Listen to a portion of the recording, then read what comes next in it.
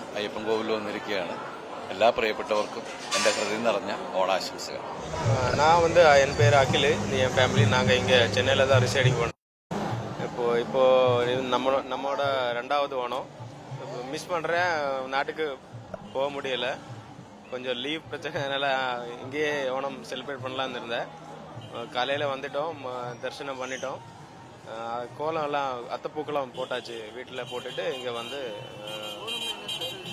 ஸ்பெஷல்னா நாம் இன்னைக்கு சத்ய வாழை இலையில் சத்யா சாப்பிடுவோம்.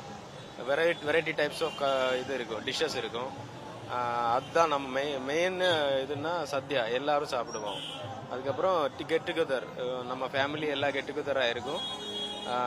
ஆனால் இந்த சென்னையில் இருக்கிறதுனால நாம் சின்ன நியூக்ளியர் ஃபேமிலி மாதிரி தான் இருக்கேன். ஆனால் போக முடியல, கொஞ்சம் இது வந்துச்சு வேலையில். அதனால் happy Onam to every one.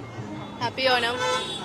Mahabali சக்கரவர்த்தி 3 அடி மண் மகாவிஷ்ணு அவதாரம் பண்ணி கேட்டாரு. அப்போது ஒரு கீழே ஒரு மேலே அவர் தலையை 3வது அடியாக கொடுத்தாரு.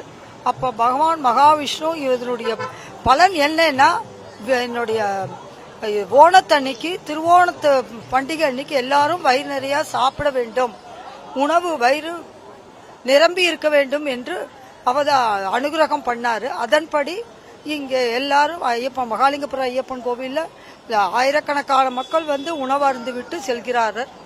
என் மகன்களும் 40 வருஷமாக இங்கே வந்து ஐயப்பன் எங்களுடைய சாஸ்தா குலதெய்வம். அதனால மகாலிங்கபுரம் ஐயப்பனுக்கு எவ்ரி சனிக்கிழமை வந்து செல்வார்கள். நானும் பாகவதம் நாராயணியும் இந்த குரூப்பில் சேர்ந்து படிக்கிறேன்.